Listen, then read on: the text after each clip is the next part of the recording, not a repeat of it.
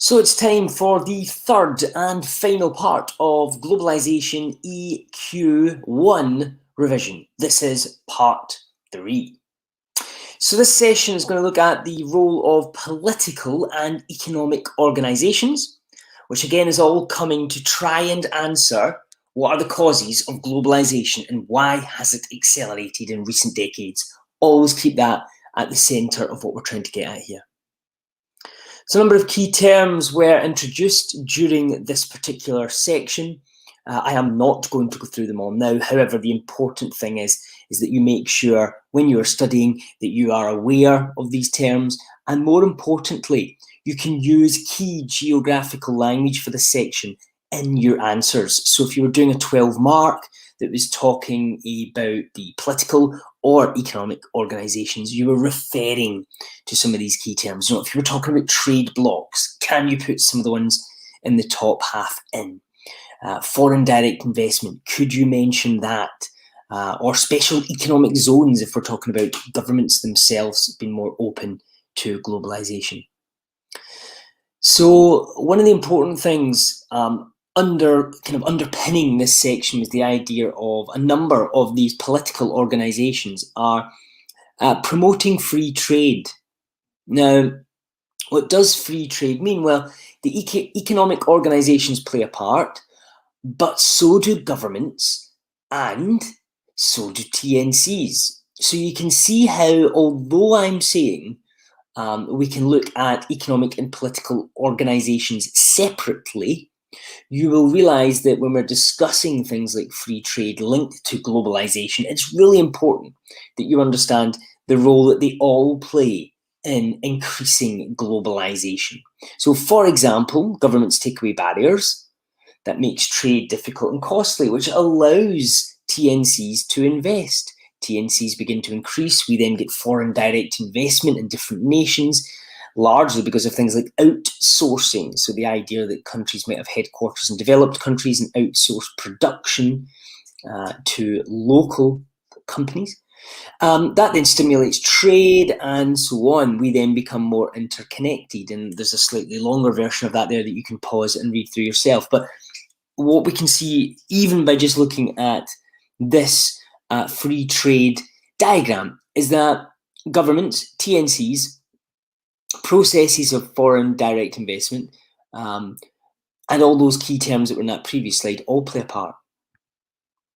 There's a really good clip here which you can watch later. I've put the title at the top here, The Role the IMF and World Bank Play in the Global Economy. You can just look that up on YouTube and it'll take you to that clip. Quite useful if you want to recap. I use the example in the lesson of the World Trade Organization and Pakistan. The story goes back to 1995 when Pakistan joined the World Trade Organization. It didn't realize that a more liberal, fresh trade regime would in fact give transnational trawlers, particularly from India, access to their 200 square mile water area just off of the coast, which before that was designated an exclusive sovereign economic zone. But when the industrial trawlers come in, the local fishermen simply couldn't compete anymore, and the fish stocks were depleted significantly. Some more detail there. So although Pakistan was trying to be more open and liberal in its approach to trade, on a local level, remember we talk about players, the charity Action Aid came in to look at the local villages along the coastline and said that they were now suffering from hunger and unable to catch the significant numbers of fish needed to survive along that coastal area. So when we think about the role that WTO played on Pakistan, the fishermen along these coastal areas, even up to 2010, there's still reports from Action Aid saying that the locals are struggling, and there's a few more recent examples too, but the people are starving, they don't have bread to eat. I can't give food to my family, or the other basics, some quotes up the top there. Now, you might be thinking, what's bread got to do with fish? But it's because the fishermen were selling their catch as well as using them to live off. So they now don't have the money to buy the other foods that they would have in the past. Again, worth pausing here to develop your notes on the local impact. So we've mentioned there then an example of Pakistan being impacted by joining what is supposed to be an organisation that facilitates free trade and the ending of protectionism. But as you know, for Pakistan, that particular example didn't go too well. One of the other organisations you were looking at is indeed the World Bank and its official goal and the reduction of poverty by promoting foreign investment and international trade. The interesting part here and the slight negative is the idea of structural adjustment with its granting loans. Do have a look at your notes on that. The International Monetary Fund, we made reference, again, going back to what I said there, to the strict conditions imposed on the loans. Important to realise, is it accelerating, promoting globalisation, allowing countries to develop in a way that TNCs can enter more easily? Or is it simply making these countries more dependent on the international organisations? Is it a form of neo-colonialism?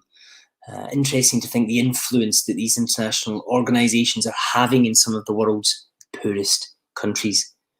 Important that you have a summary document. I would consolidate your learning on understanding the background, the purpose, and has it helped globalisation or not? Now, I'm going to leave that to you. You tell me if they have. But go back to your notes and make sure you have all three of those nicely sitting there to be revised. And any questions do, of course, come and see me. But that is quite an interesting part that hopefully you enjoyed. There's a little bit from a textbook there that does evaluate it and talks a little bit about the IMF rules and regulations are strict and controversial, sometimes puts pressure on the governments to cut back on health, education, and sanitation, which is not great. The World Bank is considerable amounts of money here, 65 billion in loans and grants. However, again, strict conditions. And remember the connections to superpowers and the important countries in the world, that the World Bank presidents have all been American citizens. So quite important to think of that as an evaluation.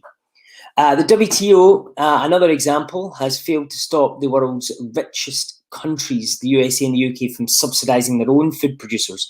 So it might be telling people to stick by these rules, but in actual fact, it's not a level playing field because your two biggest countries themselves are not following the rules. And if you think of Pakistan, it did open up their fishing grounds and the result wasn't great. I mentioned a little bit about SAP's structural adjustment programs. They are, you can of course go back to your notes and or pause it here if you need to develop your notes a little bit more on this particular area. So moving on then to trade blocs and national governments, which was the next section that we moved on to. And I talked a little bit about the importance. I said you need three contrasting countries here, and you were developing a table, which you need to make sure you've got in your notes now, of China, North Korea, and India, contrasting approaches to letting foreign direct investment come in. And you can see here from this really interesting table, you can see the FDI inflows, that is the foreign direct investment that's coming into these countries. And I think the important thing to note here is understand the history of China's changing approach to this, which starts from 1978. I know that sounds a bit historic, but that was when it launched what's called this open door policy, where it was letting foreign countries and TNCs to invest in what we now know as special economic zones, SEZs, which I have up here for you on the screen. This all adds to your picture of your example for China. And remember, I said North Korea is slightly different. You're basically saying that they're very closed and not letting the investment. And look where that's got them in terms of a globalized economy and globalized country. India is the other one that you should look at. But I would definitely make sure you understand these special economic zones, be able to talk about the four of them that were set up and why they were set up to allow foreign firms in to benefit from the cheap labour. They brought in new technology and management practices, which help transform investment in China, which you can see they're all on that east coast that we now know as being a very, very productive area. Another series of terms that I introduced you to linked to foreign direct investment, offshoring, foreign mergers, foreign acquisitions and transfer pricing. It is worth just making sure that you, again, can engage with those terms if you're doing a 12-mark answer. It's engaging in the key geographical terminology within your answers. I'm not asking you to regurgitate word for word the definition, but make sure that you can use them as key language in your answers. I've shown you these slides before, but it's your key takeaways from Chinese FDI approach. I've summed it up there in a number of bullet points. There's 5 of them. Again, do feel free to pause. I'm not going to read that out, but there's some good figures. Remember, when you're doing peel paragraphs, point, evidence, explain, link. You know, there's evidence in there, isn't there? There's figures that you can use for your notes. So again, if you were unsure about the rise that China went through and how it developed so fast, I showed this cool little flow diagram here, which I think is really, really useful to show when the open door policy began. It then allowed reforms in rural areas. It provided the conditions, the preconditions for takeoff, as Rostow would say, which eventually industrialization grew rapidly on that east coast. And then it flows down, talking about the growth of urban areas, the SEZs, the flow of TNCs coming in, and the overall increase in lifestyle, bringing 400 million people out of poverty. Amazing how a policy change that we can track back has such important future benefits. And there is really useful page from the other textbook that you don't have here that sums up the open door policy. Again, this is a useful paragraph if you were doing an essay on this. There's a little bit there about iPhones and workers earning $40 a day for making quality goods. Remember, it's important not to mix up. The iPhones are actually made by a company called Foxconn in the Shenzhen SEZ. Some people got mixed up in their answers and make them quite weak by talking about Apple's factories when actually they outsource it to a company called Foxconn. So we then went on to talk about trade blocks, and really important you understand what a trade bloc is, where goods, money and workers can flow freely over national borders, and you can see the different levels of trade bloc you can have.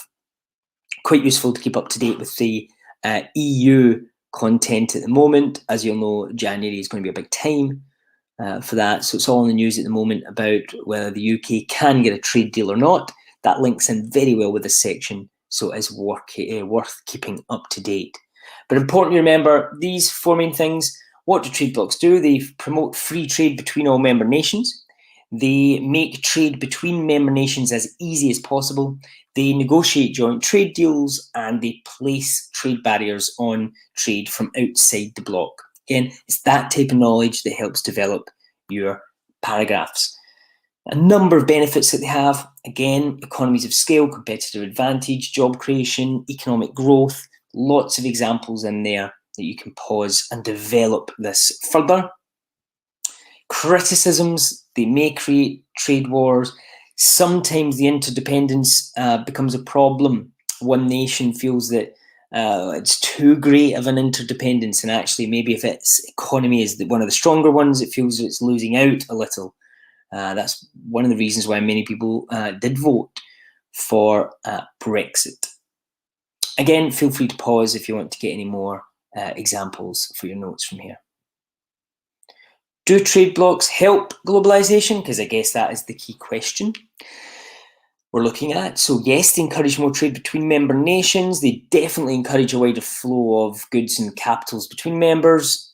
They often do deals, intra-trade bloc deals. So again, it's giving you more power. If you're just a small nation, you're now part of a trade bloc that's trying to negotiate with another trade bloc. That's quite useful in that sense. No, maybe they reduce trade from outside the trade bloc. Maybe they promote regionalization. It can also leads to quite significant trade wars that are not positive, and also many people feel that their sovereignty has been lost. And again, many people voted for Brexit for that reason. So maybe it doesn't help globalisation in that sense. A summary of EU, Nafta, and Asean. I would make sure that you know at least two of them very well, and can talk about their aims, how they've changed over time, and what they actually do. Type of question you could get. I mean, here's a very old question actually, which gives you a source. Suggest why different groups of people disagree about the need for trade blocs, such as the EU. So again, you need to know the benefits, the positives and the negatives there. Some key terms that you could indeed use. Possible structure to a 12-mark question. Well, here's, oh, it's not there, but what are trade blocs? NAFTA, positive, negative forces. Again, feel free to pause this if you wish to look in more detail. You're also asked to look at how we measure globalization, and COF is the index that you looked at. It's basically a Swiss company that measures globalization on three areas: social, economic, and political. The 2018 figures are there. A lot of people always get confused because they think COF is an acronym that links to globalization that they need to know, but as you can see, it's actually a German word that is very, very long, which basically means Economic Cycle Research Institute. Switzerland, Netherlands, Belgium, Sweden, UK, Denmark, Austria. Interesting, the countries are the most globalized. A lot of them are actually countries that are Northern Hemisphere, European, largely. So what does that tell us? Worth thinking about. There are some positive and negatives about COF. We went through them in the lesson and they can be viewed here. There's the positives. And the negatives, is it really right to be using McDonald's or IKEA as your cultural benchmark when some of them may have Burger King or Bobby's Burgers, that are still spreading social globalization? It's promoting the westernization of food. But just because it's not McDonald's doesn't mean it shouldn't be ranked. So there's a number of negatives like that. A few more are listed here for you to go through. I've summarized it there as well. You could argue that it's positive and negative for all those reasons that we find there.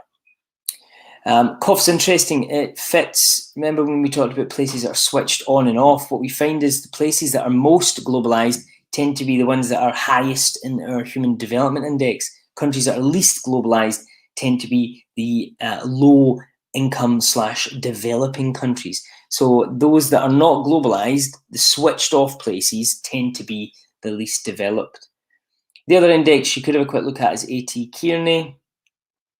Similar areas that it looks at: political engagement, technology, technological connectivity, personal contact, and economic integration. But most of the work we do looks linked more at COF. But there is A.T. Kearney looking at Global Cities Report, which is quite good from a more regional point of view, where when we talk about global hubs and core periphery, and I said that sometimes you get hubs that might not be in a core area, like a city, but the city itself is a hub. So that's where this cities index is quite useful. This is from 2018. But again, interesting to see the ones that are at the top, mostly developed. So where are we going with all this? Are we going on a, what is closing? What is these political and economic organizations doing? And this cartoon's got the suggestion here that not only have your American plants closed and your Mexican plants closed, we're now moving to lower income countries. It's just these TNCs and US linked bodies allow the world, in the name of free trade, to keep on finding the TNCs to find the cheapest place they possibly can to produce goods, which is kind of race to the bottom almost in terms of jobs within the developed countries. We then looked at areas that you could consider switched off from globalization then. And I've got a good example down the bottom there of Gambia's ex-president Yahya Jammeh, who, when he left a few years back now, he couldn't take it that he lost an election, tried to stay in power, then eventually flew out the country in a jumbo jet with some luxury cars and bags and bags of cash. Apparently, they think over his time he stole $362 million, but also left the country after a 22-year rule with lots of flash cars and money. I think he's still in hiding somewhere at the moment, but he was a very interesting leader. He was holding monthly clinics to say that he could cure HIV as well because he'd been given special powers. So he was very interesting character, worth looking into if you want to look at the history of Gambia over the last quarter century. But switched off, why switched off? Well, you could argue politically it had very bad leadership, in fact, very corrupt leadership. Economically, that's obviously going to have knock-on effects too. Physically, if you look at it, it runs, you can see the map there along the Gambia River. It's very small and, doesn't go much beyond either side of the river. And there are good historical reasons they are linked to politics and economic factors linked to colonialism. And we discussed that in the lesson. Worth bringing that up.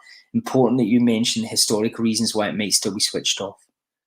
So really good. Hopefully you've got that in your notes. The interesting figure I've got down there, less than 2% of users subscribe to fixed broadband services. So very few have access to the internet, some via mobile phones, very few by fixed broadband services.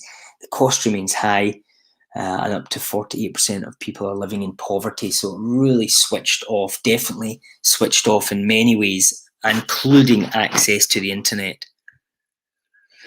Finally, the section looked at TNCs, and we said that our TNCs, many people describe them as the architects of globalization. They're really important in setting up new markets. They help develop new markets. They set up global production zones. They're involved in outsourcing and offshoring, all to maximize their profit, which they do through globalization. Lots of key terms there for you to learn, but that essentially is the great role they play. There's some really useful stuff you could extract there for a peel paragraph on why TNCs are so important. But that point, globalization, is really important. And what are they doing? Tailoring it to people's tastes. Cadbury makes Chinese chocolate sweeter.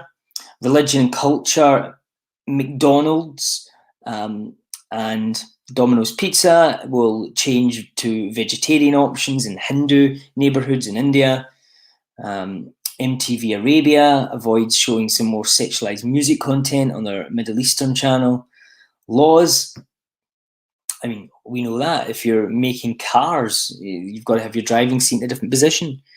Local interest, think of reality shows like Jersey Shore or Geordie Shore. They gain larger audiences if they are refilmed using local people from different areas. So instead of just relying on one brand, they take it to different distinct accents, and it stimulates extra interest. Lack of availability. This is a really interesting one. The beverage company Sab Miller, who normally does beer, use cassava to brew beer in a number of African countries. And again, that cuts the cost of importing barley. So all of this is localizing the TNC product to suit the local market. So I would have quite a few examples here, many examples you can use.